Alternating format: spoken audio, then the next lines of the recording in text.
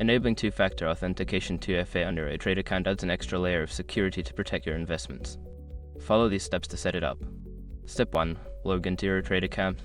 Visit the ETRADE website and log in using your username and password. Ensure you are on the official site to avoid phishing attempts. Step 2. Access security settings. Once logged in, navigate to the Accounts section.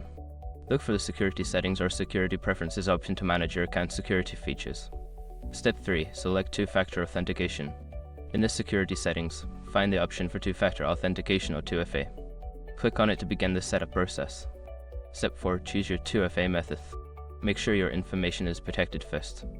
Most people don't think about breaches until something actually happens to their accounts. Use SRUB to monitor your accounts 24/7 and instantly alert you if your information appears in leaked databases online.